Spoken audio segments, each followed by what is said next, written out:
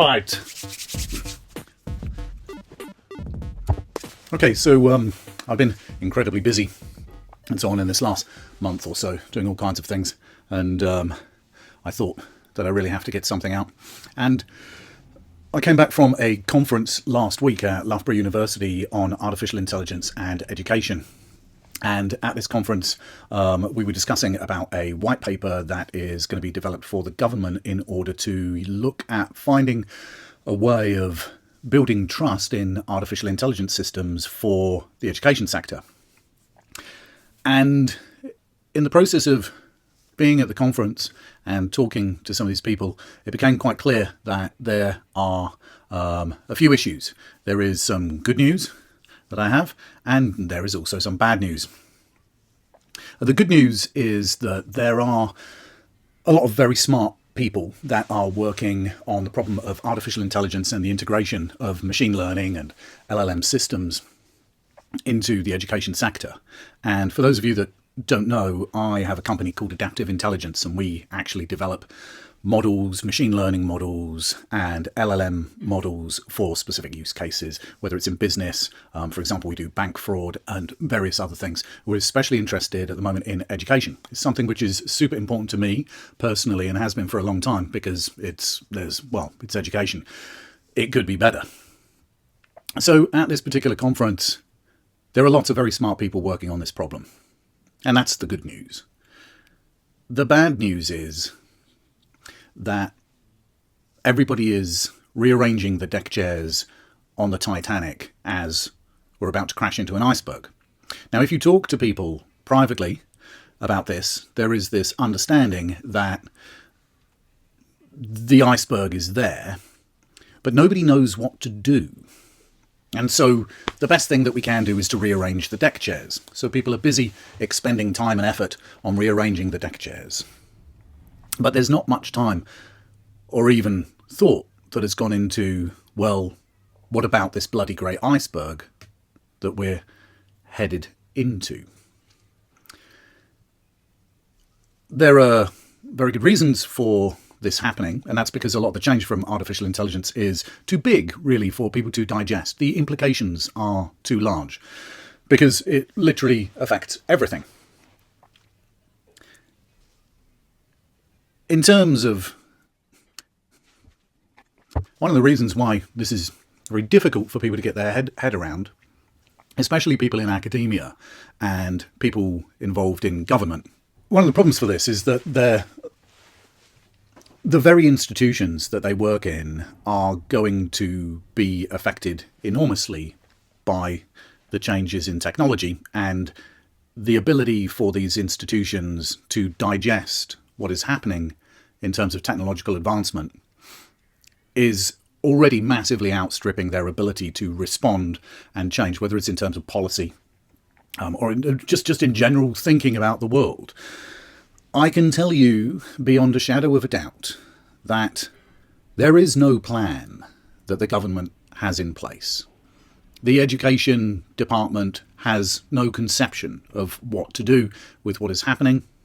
The people that do understand what's happening are sort of, as I say, nervously trying to rearrange the deck chairs because they don't know what else to do. We need to think about how to regulate this and create rules and structures, and we will write these white papers, and we need more research in this area, then we can have another meeting. And by the time all of this is done, the problem is that everything will have changed so radically that any rules and regulations that they do come up with will be completely unfit for purpose, or just simply too late and useless.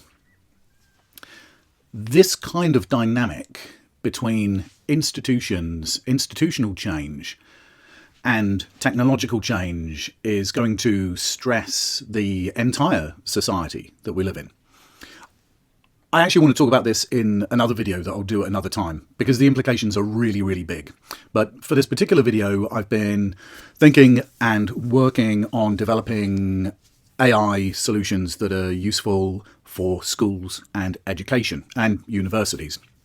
So one of the things that a lot of people in education have been thinking about and talking about, and it turns out a lot of teachers getting very anxious about these changes and these things floating around on the periphery about artificial intelligence. It's really about AI grading of papers and essays that students do at school. There's a lot of misunderstandings and misconceptions about what this could mean. And so I thought that I would bring up a few of these things in the hope that there might be some teachers out there, maybe some people who work in education, that would have some thinking about this. And I'd like to know what people actually think who are working with students outside of my particular domain. So what we've found is that, as I said, there's a growing anxiety amongst teachers about artificial intelligence, and one of the things they're worried about is about being replaced to a certain extent, and the consequences of that kind of replacement, no matter how small it might be, the consequences on student welfare.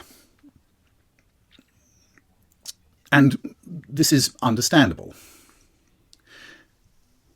One of the key features of artificial intelligence is that it is, in some ways, a movement of power away from the current incumbents to someone else.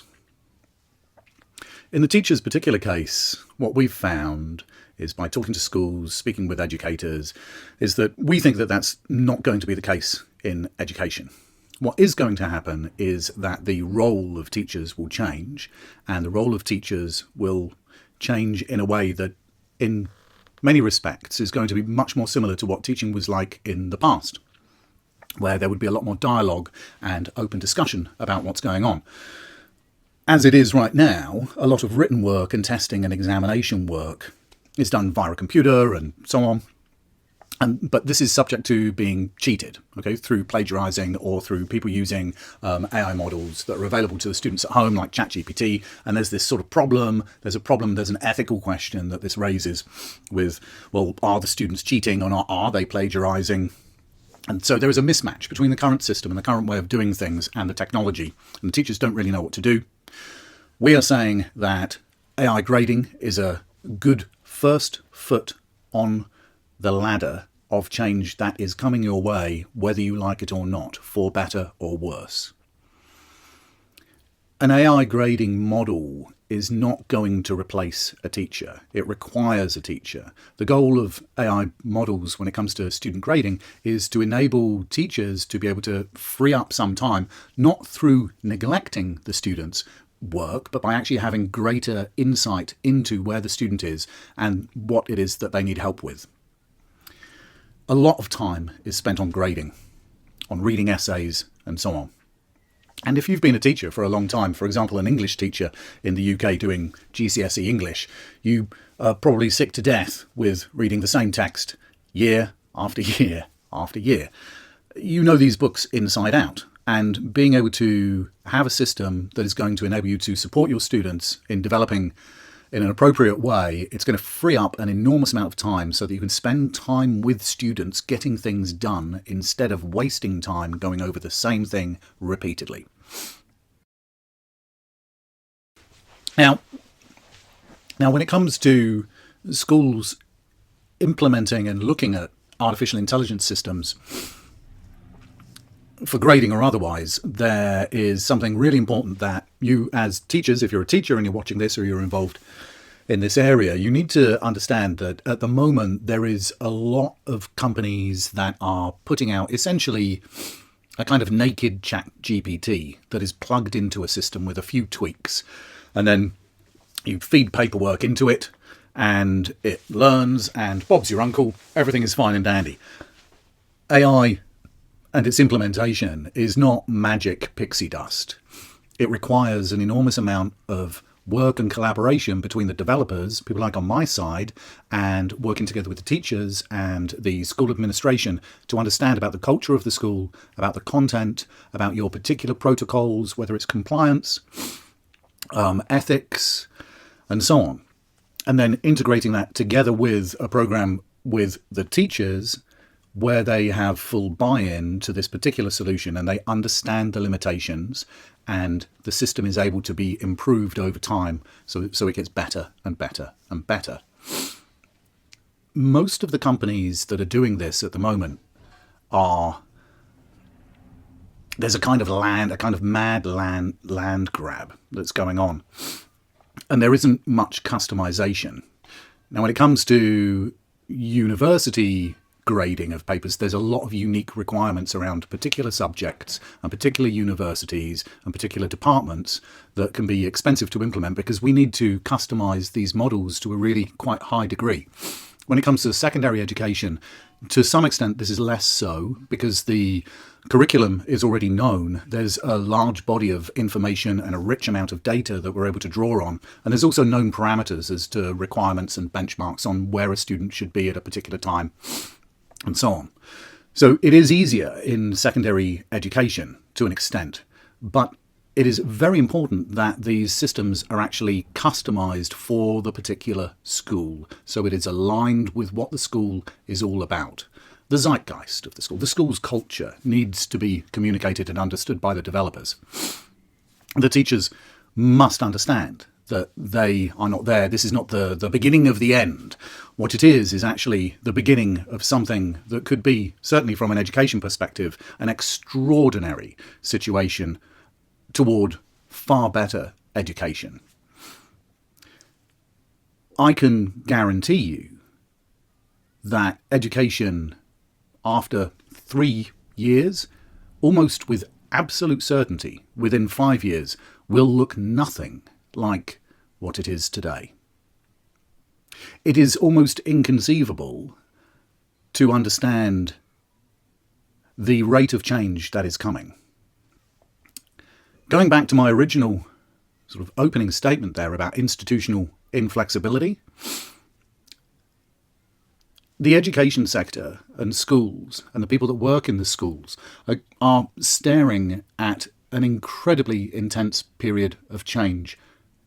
And whenever there's a rapid period of change, there's a lot of stress and a lot of new things to learn and new habits to take on and old habits to drop.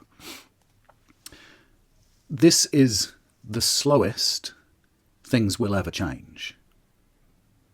There will not be a period for the foreseeable future where we sort of flatten off. We go through a period of integration and development and then everybody gets used to it and then it's business as usual. That new business as usual is not going to come for quite some time. And the period between now and then is going to be a period of enormous change. As a school, as an educator and a teacher, what needs to be done is that there needs to be a serious attempt at having discussions, formal discussions, about what artificial intelligence is with regard to education and the school, and about what it means, and about how you can begin to look at opportunities to work with artificial intelligence sooner rather than later. I speak to a lot of people in the United States, and America is much further ahead than the UK. The UK, sadly, like many things nowadays, we are literally miles behind everybody else. There is this inability to grasp the opportunity that lies ahead. These changes are coming to your school, whether you like it or not. It doesn't require you to enthusiastically embrace it or dismiss it. It's coming regardless. It'll come either by your choice and by intelligent decision making and getting in front of the problem, or it is going to be literally forced down everybody's throats by the student body, because the student body will be using a lot of this technology and the institution of the school will simply be incapable of digesting or even understanding how to deal with it. And you will be on the back foot. And this is not good for the students. You cannot rely on waiting for advice and protocol from the government. The government has no plan. They have very little idea of what is actually happening. By the time they actually start to bring forth plans, as I said before, it's going to be, they are too far behind. The rate of change is too high. So, most important thing is to begin discussing about what this could mean for the school and for your students, and find some way, some small way. I would suggest having something like training, some kind of training seminars, to be able to bring teachers together with people like myself at Adaptive Intelligence, or some other company that is able to bring you together and explain what is happening and be able to bring about questions and answers and a rich discussion about what exactly this could mean for the school, for the students, for the administration, and begin to find a way, just begin to understand about the general environment. Explore opportunities. If there are opportunities there, then those are things that you can pursue. But you must start. When I was at the AI Education Conference, I was very, very dismayed at how far away we are from having people aware of what is happening. I said to a number of people about rearranging deck chairs on the Titanic, and as I said, they raised their hands. Well, what else can we do? And I pointed out quite bluntly that this is literally an emergency situation. I've said before that there is a non-zero chance that within 3 years, 80% of UK universities could be gone. There will be no money. There will be no students. And nobody is considering the consequences of this. Maybe it's just 30% of the universities. Maybe it's 80% in 5 years. Maybe my timeline is wrong. Education is about to undergo an enormous amount of change. The change is going to be driven by artificial intelligence. This is something that you must be talking about. You must get together, think about what is happening, begin to develop some sense of what is happening in this space. Speak to people, get some seminars, start the discussion, because we are far, far behind. And as I said, it's coming, whether you like it or not. And I really hope that schools and teachers are paying attention to what's happening in this space, because not doing so, the students are going to suffer terribly. It's going to be a difficult period of adjustment for the entire society, let alone the kids. So you can get in touch with me, you can leave some messages and your thoughts below about how you think education is going to be affected by this and whether it's a good thing or a bad thing. And I'll try to answer all of the questions and all of the comments as usual. So next time what I'll do is I'll probably do a video on how we are facing a big problem with institutional inflexibility, and it could lead to all manner of nightmarish situations. We have to pay attention to what's going on, and we need to start mitigating the damage that this is going to do as we readjust to this strange new way of doing things.